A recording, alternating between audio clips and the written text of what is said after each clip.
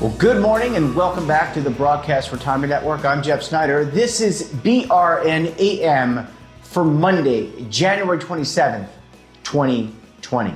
Here are our top stories. A Davos wrap-up. These are the top jobs of the future. And Google's CEO calls for more artificial intelligence regulation. Well, it's Social Media Monday, and that means a look at the latest trends as it relates to retirement markets, finance, and so much more. And joining us, Devin Banerjee. He's a senior financial services editor for LinkedIn. Devin, thanks for joining us this morning. Thanks a lot, Jeff. I'm coming to you from sunny Southern California this time. Well, it's lovely, and you are a traveling man, as the song goes. And I know you didn't make it to Davos this year. You and I both missed out on our invitations. We have to talk to the World Economic Forum on that, but a lot happened in Davos, and wondering if you wouldn't mind giving us a brief wrap up. What happened this past week? Absolutely. A lot of news came out of the World Economic Forum gathering in Davos this year. And a lot of it was related to the environment. So I'm going to start just by setting the scene. The World Economic Forum actually surveyed everyone attending ahead of time on the top 5 global risks that they see. And for the first time, all top 5 of them were about the environment. And that's against other categories they had, like economic issues, environmental or geopolitical issues, societal issues, technological issues. So the top 5 global risks by these CEOs and heads of state were extreme weather, failure of climate action, natural disasters, loss of biodiversity on the planet, and human-made environmental disasters. So in short, Davos this year, which is typically a wide conversation about economic issues, really turned into a climate change conference this year, if you think about it. And some of the major news that came out during the week around this time, Microsoft, which I should say is the parent company of LinkedIn, unveiled plans to become carbon neutral by 2030 and actually eliminate its carbon footprint of its entire history to date by 2050. And there were a lot of other companies that came out and investment firms that came out. BlackRock, ahead of Davos, the CEO, Larry Fink, came out saying that fundamentally finance needs to change, and where money is funneled and what is funded needs to change as this global threat takes center stage. A lot of investors, of course, at Davos, so some of them coming out with letters to clients, like Scott Minerd from Guggenheim, saying, pump the brakes. And a lot of this is talk. This was Scott Minerd's point of view. He said in his mind that regulation really needs to come to the fore before the investment environment changes around this. Economic incentives need to come to the fore before this changes. And without missing a beat, Christine Lagarde, the new president of the ECB, came out and said, well, Scott, regulation is coming. And so especially in the EU, there are regulations making more headway around environmental issues for companies. Yeah, and I did take note of some of the comments that were made, obviously of not being there, not really tapping into watching the news going on, because we're doing our own set of news as well. But is it your sense, what's the community of LinkedIn, which is, again, 650 million and growing, of people around the world? What's the community? What response been?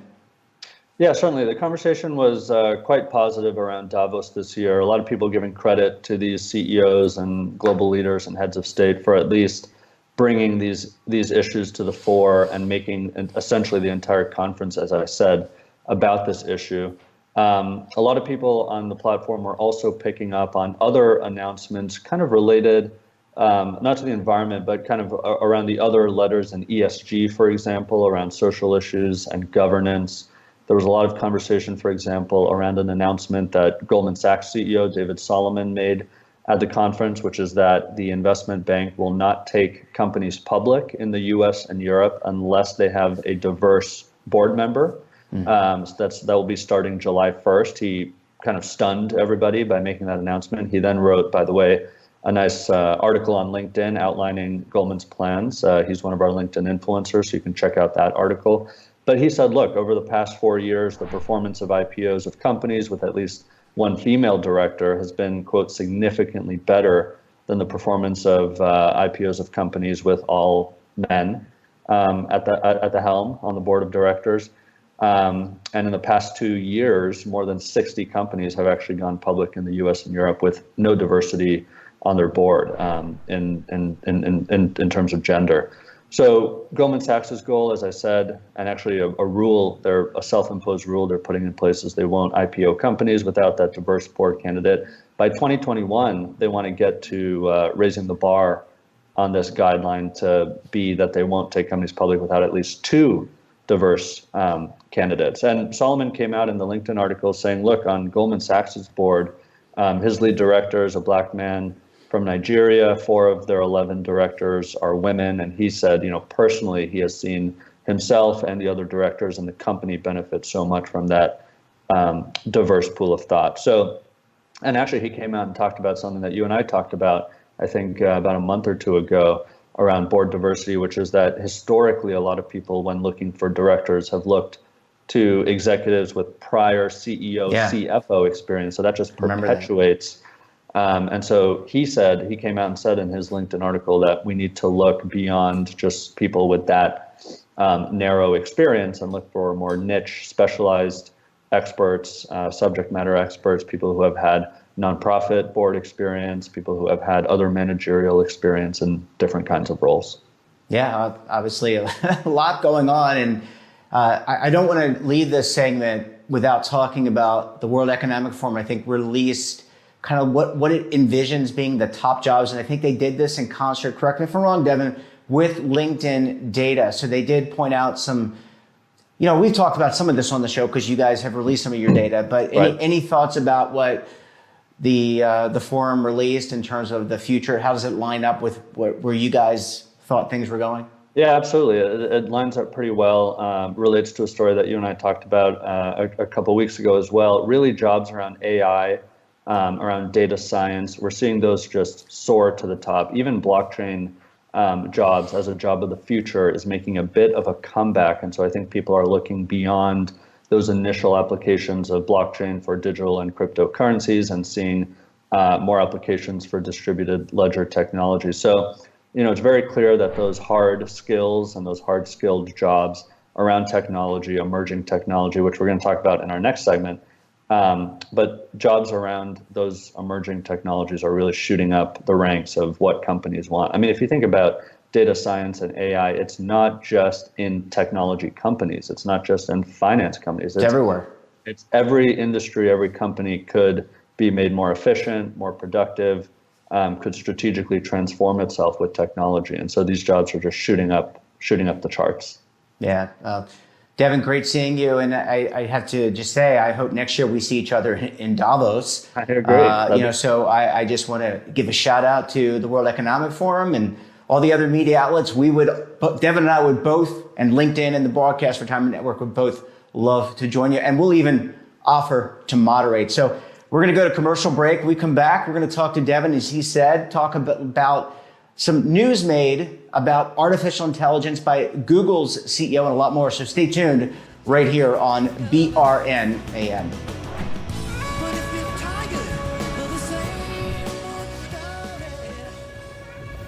Imagine a new television network that will make you richer, healthier, and in control of your financial future.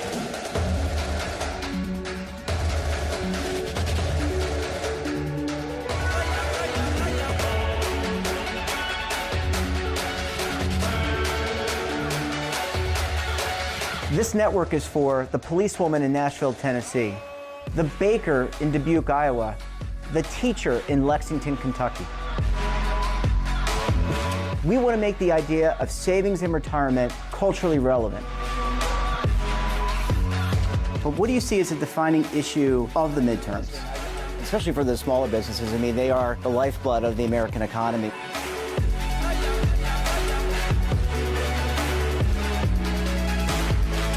Featuring exclusive interviews, current affairs, and docuseries. 33 years old, you retired early. The philosophy is money only matters if it helps you live a life that you love. But you got to start thinking about retirement as soon as you get in. The Broadcast Retirement Network will drive very high engagement with premium partnerships. So this isn't retirement and savings for your parents or grandparents. This is for all Americans. And we're going to change the way you think about money.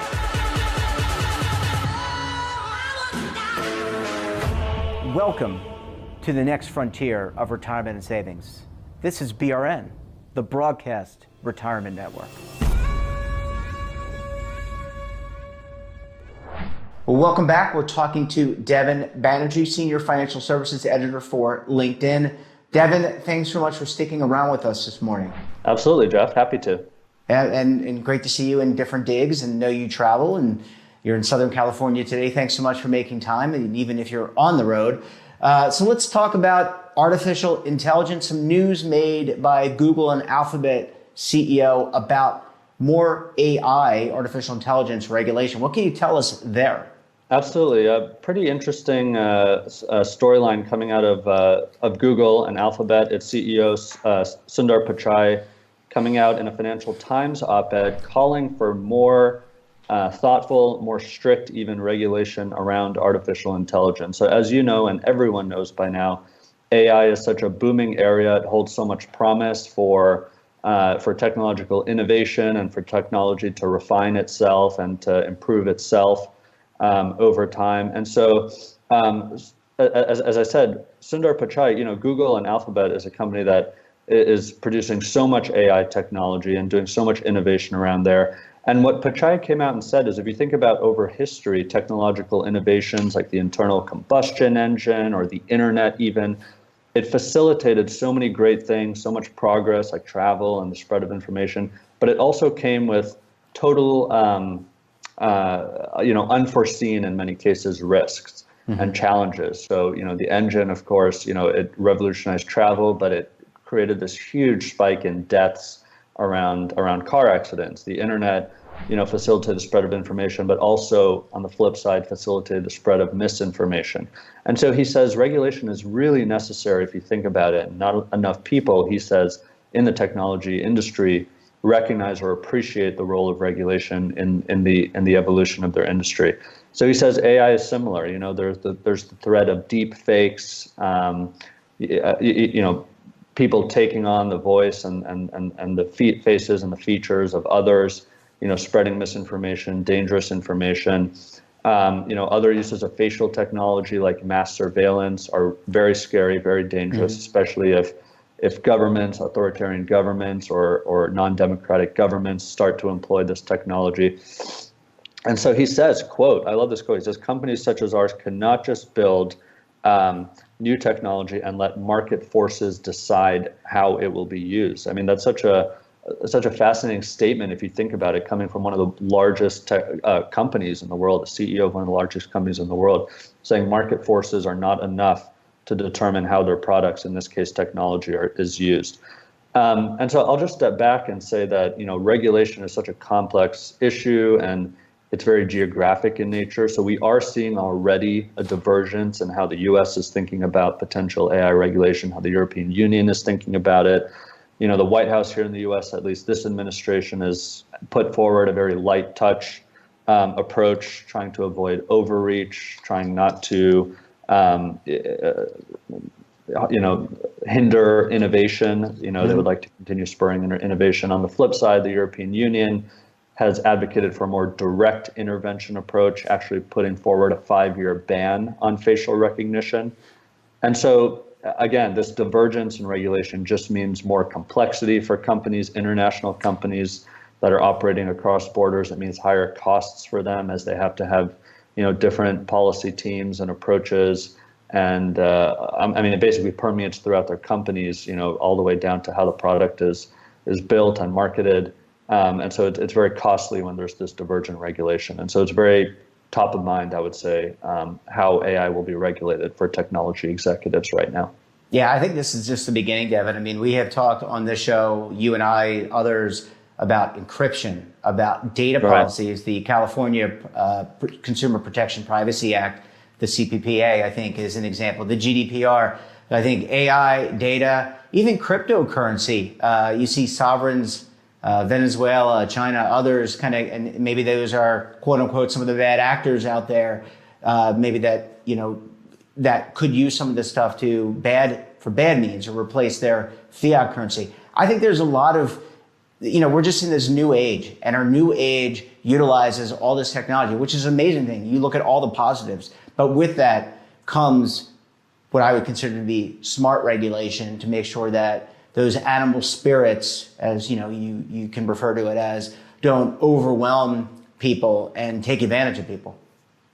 That's absolutely right. And for those in decision-making roles and executive roles, and for people on boards of directors and shareholders of companies, as I said, really right now the conversation is around let's standardize things. Let's put down some principles on paper that can be applied across the industry, across regulatory agencies. Because going back to what I said, when policy diverges, it just creates headaches and expense and complexity for companies, which, yes, the man on the street, doesn't really care about.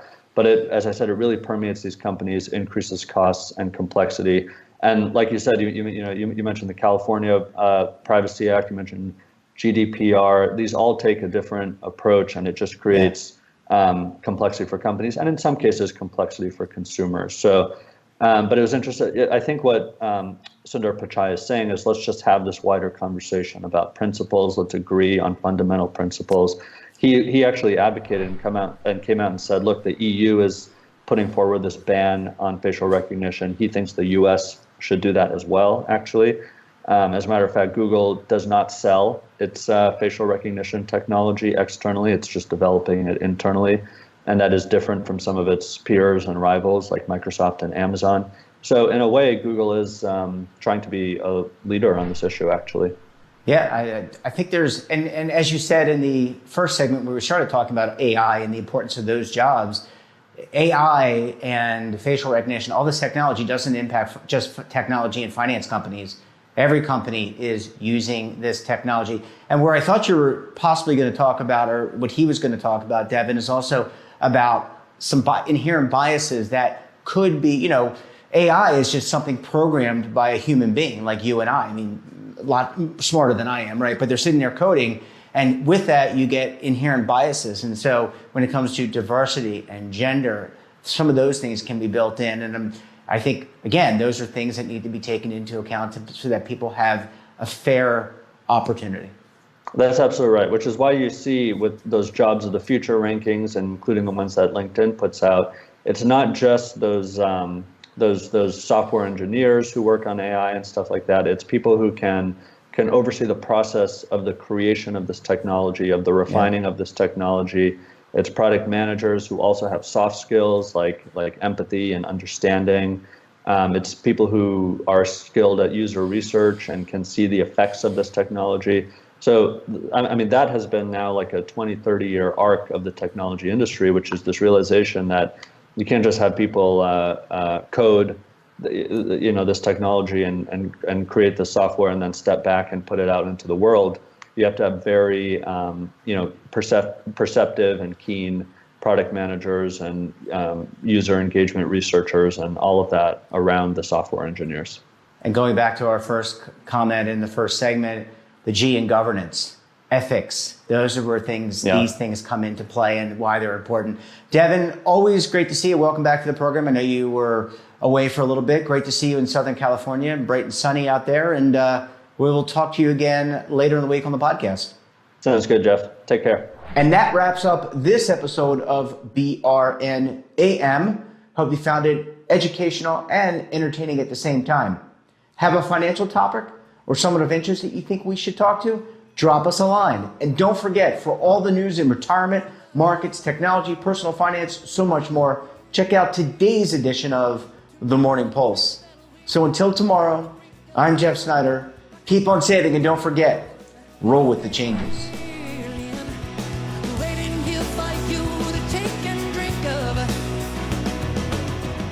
But if you're tired of the same